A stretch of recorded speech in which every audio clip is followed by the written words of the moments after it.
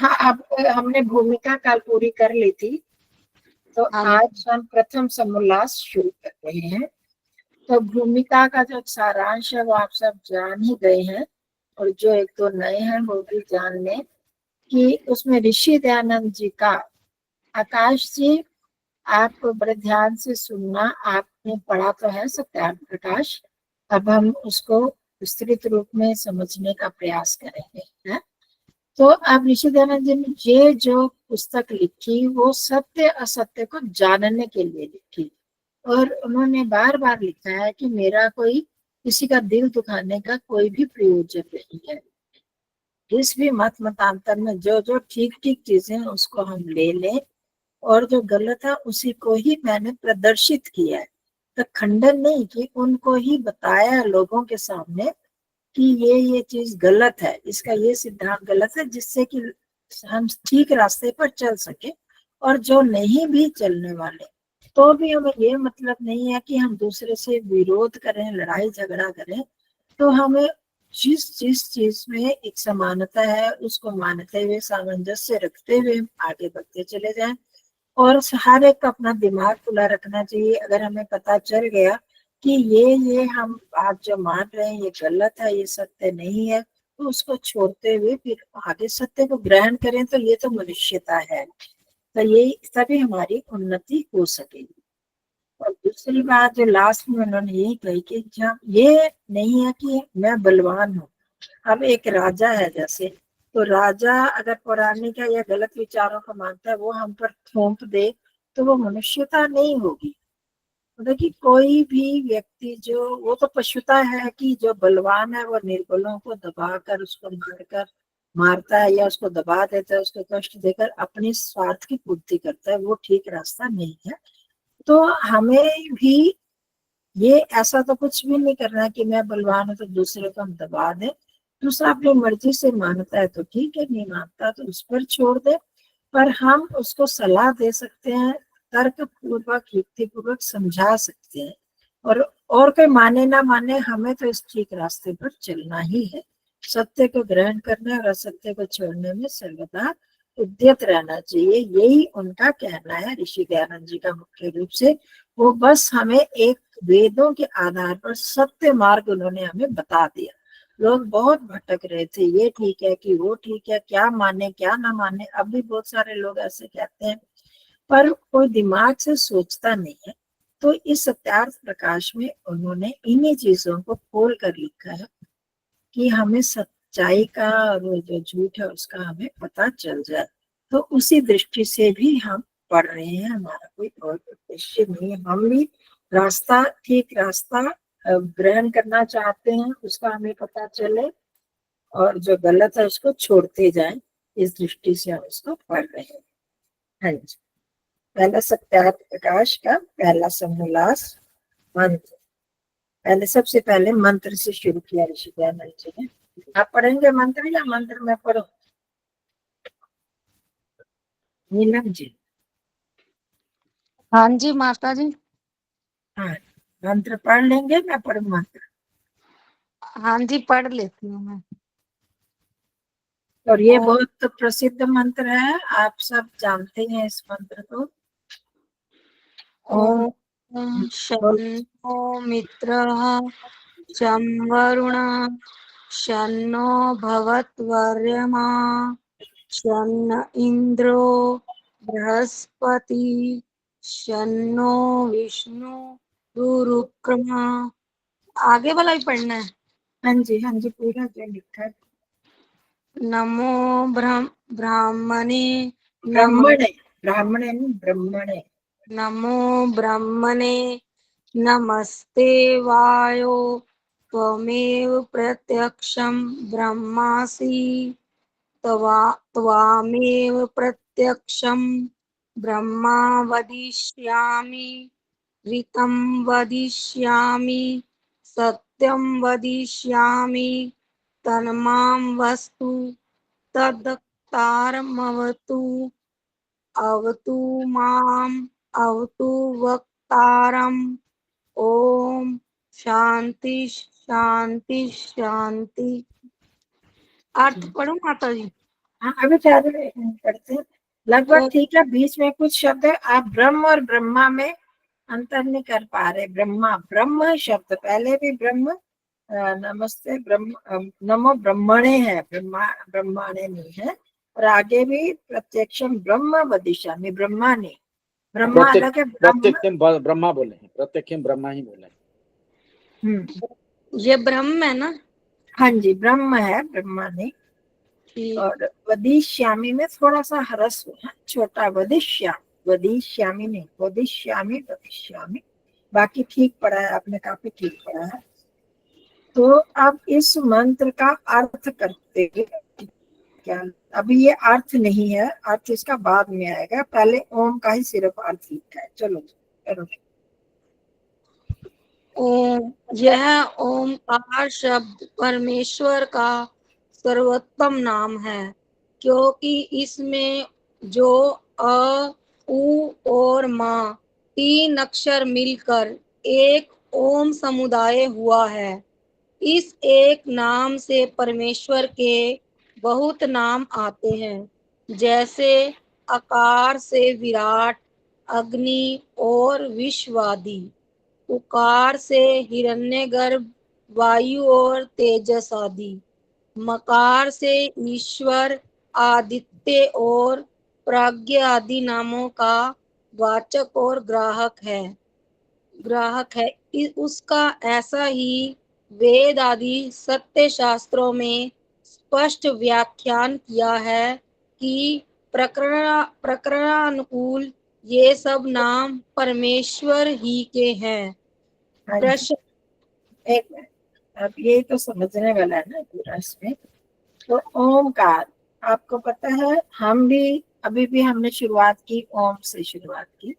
तो हम जब भी बोलते हैं, खासकर आर्य समाजों में, आर्य समाजों को भी छोटे पौराणिक लोग भी, मैंने तो जैनियों का भी सुना, उसमें ओम शब्द का उच्चारण प्राय सभी करते हैं। ओंकार, ये सरदार सिख लोग भी ओंकार बोलते हैं। तो ये जो ओम नाम परमात्मा का प्रमुख नाम है, ये हम सब जानते हैं। बहुत सारे नामों में अनंत नाम है परमात्मा के, उनमें क्यों ओम प्रमुख नाम है? उसका सर्वोत्तम नाम क्यों? सर्वोत्तम मतलब सबसे उत्तम नाम ओम है। क्यों? इसकी व्याख्या सारी आगे की है। इस एक ओम नाम में बहुत बहुत सारे नाम परमात्मा के समा जाते हैं। हम अभी संक्षेप में ऋषि के शब्दों का भी नहीं ले रहे, मैं संक्षेप में आपको बताती हूँ। ओम का अर्थ क्या होता है? रक्षक, रक्षा करने वाला। बहुत सारे नाम है, 29 इसके अर्थ ओम धातु से, अव धातु से बना है, लिखे हुए हैं। परंतु हम उस सबको मिला के सबसे प्रमुख नाम रक्षक, रक्षक मतलब रक्षा करने वाला। अब वो रक्षा कैसे कैसे करता है? जितने भी नाम है वो सारे वो गौण, ये प्रमुख हो जाता है, वो गौण हो जाते हैं। अब जो ईश्वर सर्वव्यापक, सर्वांतर्यामी, सर्वशक्तिमान, न्यायकारी की अगर हम सब चीजें लें ना, इन सब चीजों में रक्षा वाला अर्थ बनता है। अगर परमात्मा सर्वव्यापक ना हो तो सबकी रक्षा नहीं कर पाएगा। सर्वशक्तिमान नहीं होगा तो उसमें भी रक्षा वाली बात नहीं आएगी। न्यायकारी ना हो तो नहीं हो पाएगा। तो अगर हम सबको लेते हैं, सभी शब्दों को लेते हैं, तो उसका जो अंतिम अर्थ आ जाता है, रक्षा में आता है। वो क्यों हमारा पालन पोषण कर रहा है, रक्षा कर रहा है, तो ये सारी उसमें पूर्ति हो जाती है। ओमकार में ही अंदर उसका समाहित हो जाता है, अंतर्निहित जिसको हम कहेंगे वो हो जाता है। तो इसलिए ओम को सर्वोत्तम नाम कहा। जैसे हम किसी पेड़ के जड़ में अगर पानी देते हैं तो वो सब जगह पहुंच जाता है ना। जड़ में ही पानी देते हैं तो पत्तों में भी पहुंचता है, टहनियों में भी पहुंचता है, फल में भी पहुंच जाता है। अगर एक एक टहनी को हम सींचते रहे, एक एक पत्ते में, एक फल में डालें, तो क्या लाभ होगा उसमें? उसमें उनमें पानी रहेगा ही नहीं, बल्कि वो ऊपर ऊपर से गीले तो हो जाएंगे पर उनके अंदर पानी नहीं पहुंचेगा, ना उनमें पोषण होगा। वो पोषण जड़ से, जड़ में एक साधे सब सधे। इस जैसे उस जड़ में पानी देने से पूरा पौधा सिंचित हो जाता है, उसके फल फूल पत्ते टहनियां सब में पानी चला जाता है। इसी तरह जब हम एक ओम नाम बोलते हैं तो उसमें उसके सभी नाम समा जाते हैं। हमें अलग अलग दुर्गा, लक्ष्मी, श्री, ये सारे अलग अलग जितने देवता, गणेश, अलग अलग देवताओं की लोग पूजा करते हैं ना, तो वो सब इसी में एक को करेंगे तो सब सारे ही आ जाएंगे उसमें। अगर हम एक खाली लक्ष्मी की करेंगे, खाली श्री की करेंगे, खाली कुबेर की करेंगे, वो करते रहते हमें एक पक्ष होगा, दूसरा सरस्वती का छूट जाएगा, सरस्वती की करेंगे तो धन का छूट जाएगा, तो हमें उससे वो मिलने वाला नहीं है। तो हम एक साधे सब सधे क्यों ना करें। तो इसलिए ऋषि दयानंद जी ने उसी चीज की सबसे पहले व्याख्या की है, क्योंकि पहले ओम शब्द आया है मंत्र के साथ। समझ में आ गई? इतनी बात आई समझ में? तो इसी तरह अब ओम की जो ओम शब्द को लेकर व्याख्या यहाँ पर की है। ओम शब्द किससे बना? अ उ म, तीन चीजों को जोड़ने से बना है। अ उ जोड़ा तो ओ बन गया, और म, तीन अक्षरों के समुदाय का, ये इनका समुदाय, समुदाय मतलब इकट्ठा। जैसे हम लोग सारे बैठे, हमारा समुदाय हो गया, हिंदुओं का समुदाय, मुस्लिमों का समुदाय, मतलब एक समूह जिसको बोलते हैं। तो ऐसे ओम अकेला अक्षर नहीं है, इसमें तीन अक्षरों का समूह है। इस एक नाम में प्रभु के बहुत सारे नाम आ जाते हैं परमेश्वर के।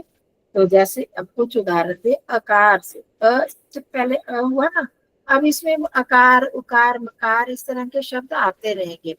कार, संस्कृत में अ बोलने के साथ उसको कार जोड़ देते हैं, म के साथ कार जोड़ देते हैं, क के साथ कार जोड़ेंगे तो बोलने में जैसे कठिनाई होती है, ककार, अकार, मकार, शकार, सकार। तो र के साथ में रकार में बोलते हैं, रेफ बोलते हैं, संस्कृत का नियम है। तो इसलिए ऋषिदेव ने अकार बोला। अकार से मतलब है अ अक्षर। समझ आ गया सबको ये? तो अब आगे कहीं भी कार आए तो ये नहीं समझना कि इसका क्या मतलब है। अकार मतलब अ अक्षर। इससे तीन अर्थ आते हैं। अकार से विराट, अग्नि, विश्व, आदि, मतलब खाली तीन नहीं और भी होंगे आदि, पर ये तीन मुख्य आ गए। इसकी हम व्याख्या करेंगे। मैंने, आप जो पुराने हैं हमारे साथी, तो मैंने बहुत बार इससे ध्यान करवाया है, ओम का ध्यान करवाया ना, जागृत, स्वप्न, सुषुप्ति अवस्था। अ से विराट, अग्नि, विश्व अर्थ लेते हैं, क्योंकि आगे भी आएगा। मुख्य रूप से देखते हैं कि आज हम इसी पर ही ध्यान कर लेंगे। अ में जागृत स्थिति है। जैसे अ, कुछ लोग, ये विद्वानों का कहना है, जैसे अ खोलते हैं, बच्चा भी जब मुंह खोलता है तो अ अपने आप निकलता है, उसमें कोई मेहनत नहीं करनी पड़ती। गले से, कंठ शब्द है ये, गले से जैसे भी बच्चे की आवाज निकले तो अ से ही आती है। आप लोगों को क्या आवाज बीच में कट रही है या कुछ धीमी, ऐसे कुछ हो रहा है? जब भी नहीं, ठीक पॉज। ठीक है, अच्छा, आवाज ठीक है। ठीक है हाँ, आवाज। तो ये जागृत, इसलिए इसको जागृत अवस्था से साथ जोड़ा कि जैसे हम जागृत स्थिति में बहुत सारे काम कर लेते हैं, तो परमात्मा की वैसे तो एक ही स्थिति है, वो सदा ही जागता रहता है। परंतु जब वो संसार के साथ जुड़ जाता है, ये बाहर की क्रियाएं करता है परमात्मा, तो इसलिए उसको जागृत स्थिति कह दिया।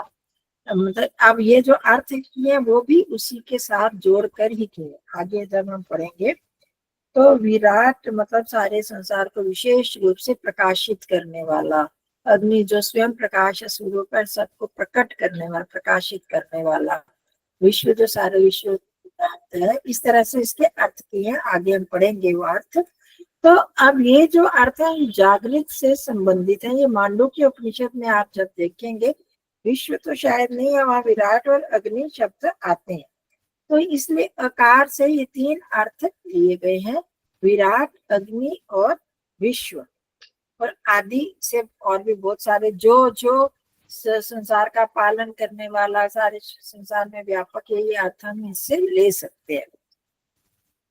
न्यायकारी भी जो एक, जैसे हम जागृत अवस्था में जो जो कार्य कर सकते हैं, तो स्वप्न में वो नहीं कर सकते, सुषुप्ति में भी नहीं कर सकते। तो परमात्मा जितने भी हम लोगों से संबंधित या संसार से संबंधित जो भी कार्य कर रहा है, तो इसका मतलब मानो वो जाग कर संसार से जुड़ा हुआ ये काम कर रहा है। उसका प्रभाव संसार पर, संसार के लोगों पर, लोक लोकांतरों पर, संसार की वस्तुओं पर होता है। अब मैं इसको उदाहरण दूं कि जब सब कोई सुषुप्ति अवस्था में होता है, हम सोए हैं तो हमारा प्रभाव किसी पर जाता है क्या?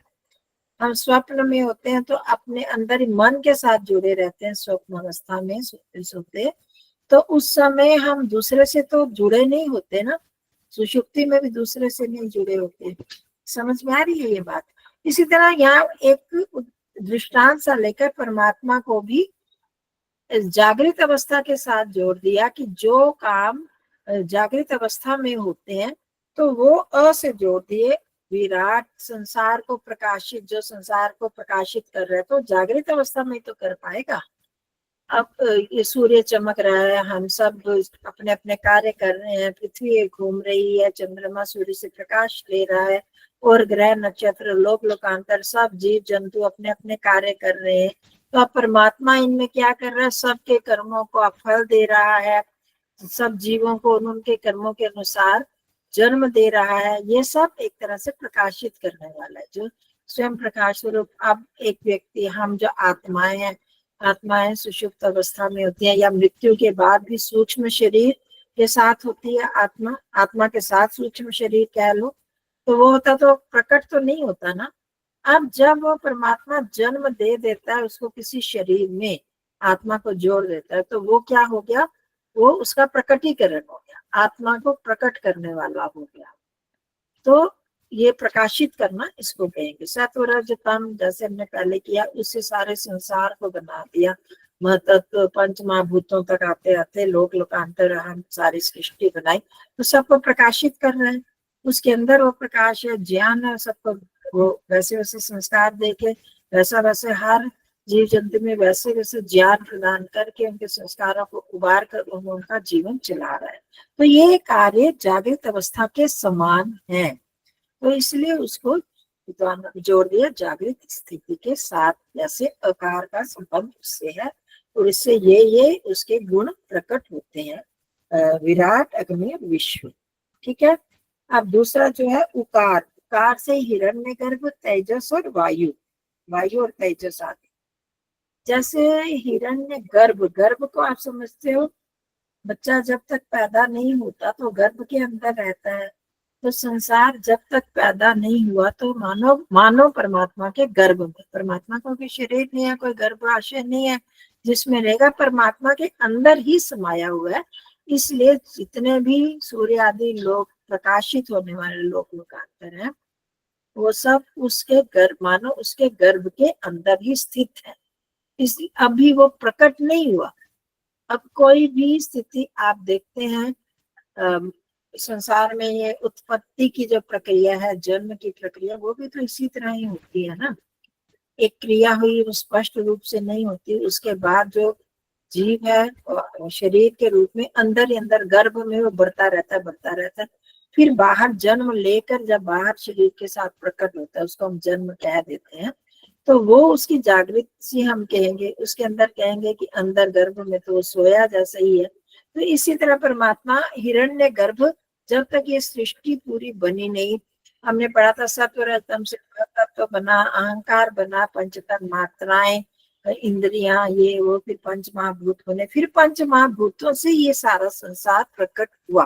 तो पंच महाभूतों तक की प्रक्रिया, जो पहले प्रक्रिया है, उसको हम कह सकते हैं कि वो गर्भ में ही है, वो प्रकट नहीं होती, आंखों से दिखाई नहीं देती, हमारे इंद्रियों से हमें उसका ज्ञान ही नहीं होता।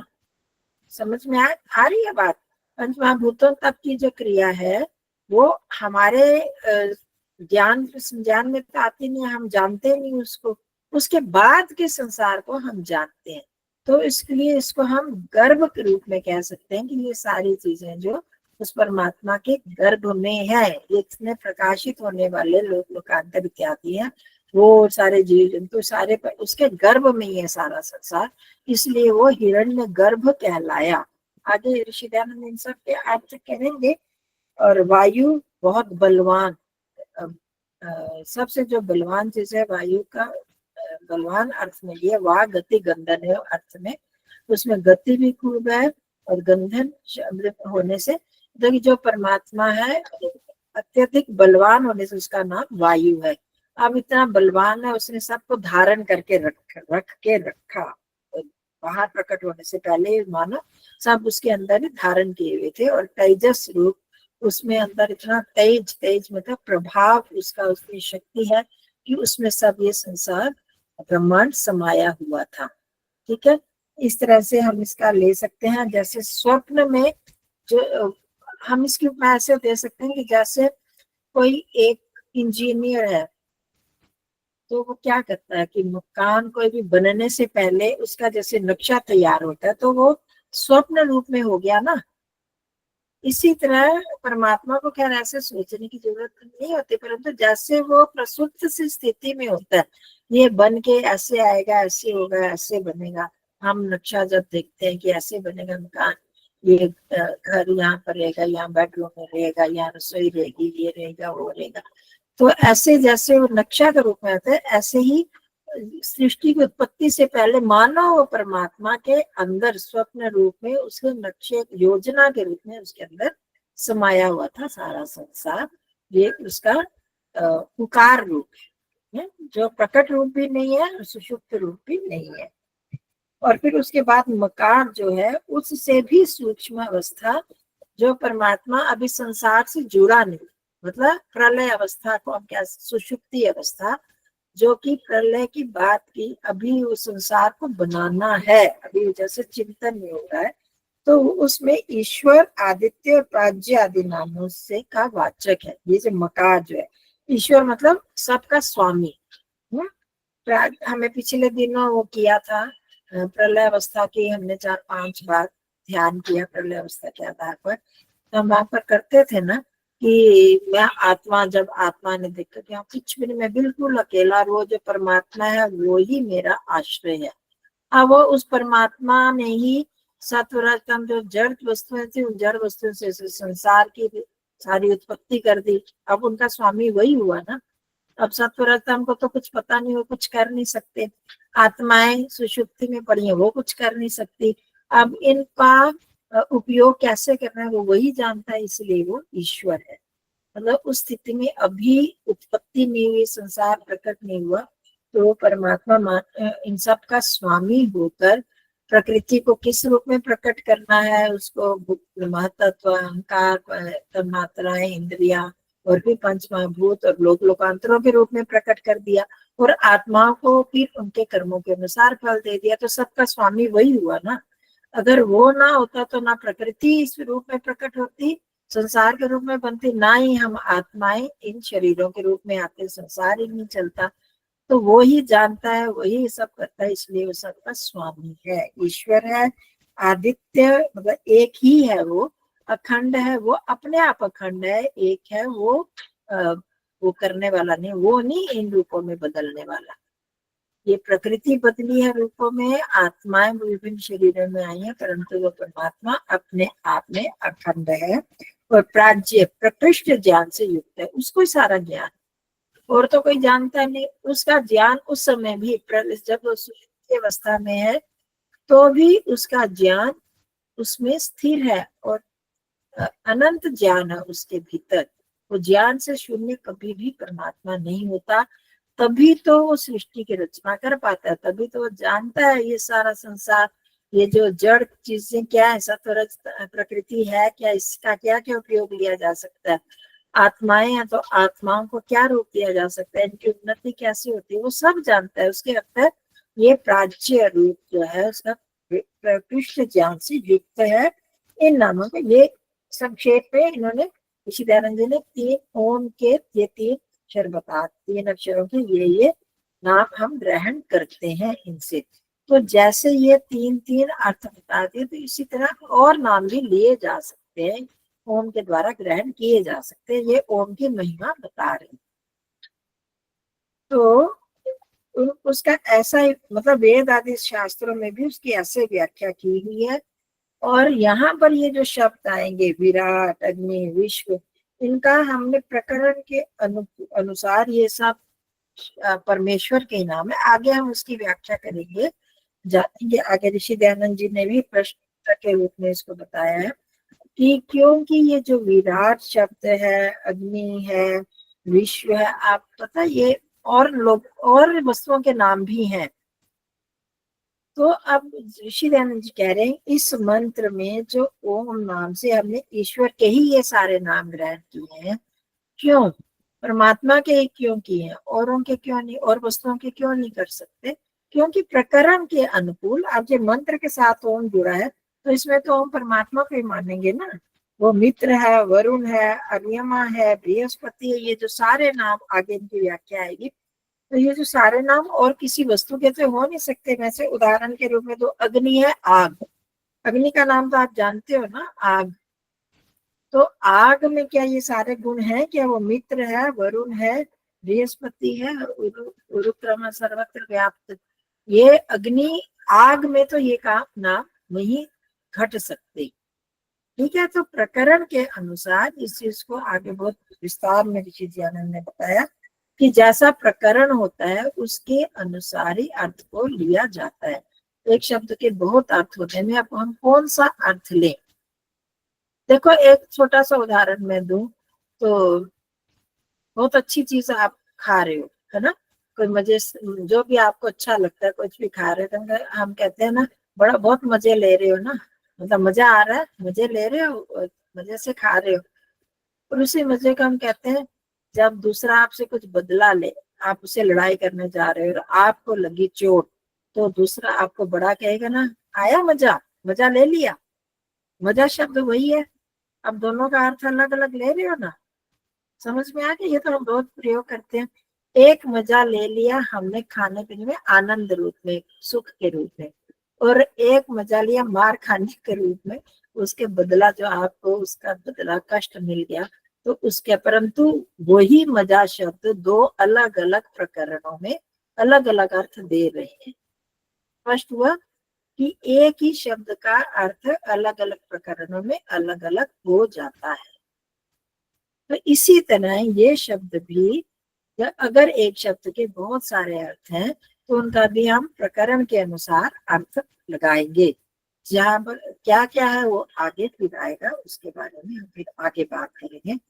तो इस भूमिका को हमने मन में रखना है कि प्रकरण के अनुसार, ये काफी देर आगे ये बात चलेगी कि प्रकरण के अनुसार हमें अर्थ को लेना चाहिए। प्रकरण क्या होता है वो मैंने अभी सांसारिक उदाहरण से एक छोटा सा उदाहरण दे दिया आपको। तो ठीक है, इसमें किसी की कुछ शंका हो जितना हमने हाँ, किया? आचार्य जी प्रणाम। मेरे इसमें ये आया, जैसे एक वैज्ञानिक का आपने उदाहरण दिया, तो ये विचार आया, एक वैज्ञानिक का जो भी वो बनाता है उसका नक्शा पहले उसके मस्तिष्क में आता है, बाद में उसको प्रैक्टिकल करता है। एक तो ये आया। दूसरा ये अभी आपने जो उदाहरण दिया है कि मजा शब्द एक है, ये अर्थ दो है। प्रकरण के साथ नहीं जोड़ना, जो वैज्ञानिक हाँ, का उदाहरण दिया ये प्रकरण का नहीं, ये ऊ का है, उकार। जैसे हिरण्य गर्भ, परमात्मा के गर्भ में सारा संसार था, इसलिए उसका नाम हिरण्य गर्भ है। जैसे वैज्ञानिक के दिमाग में विमान बनाने की या कोई भी वस्तु बनाने की जो योजना दिमाग में भरी है उसको उस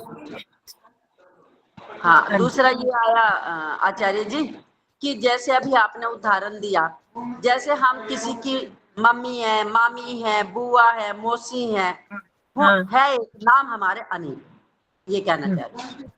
हाँ, नहीं वो ठीक है, वो अलग नाम से। मेरा उदाहरण तो हम दूसरे प्रसंग में दे रहे हैं कि वो ओम के साथ आपने जो नाम लिया, आपका मुख्य नाम मुनि अक्षिता।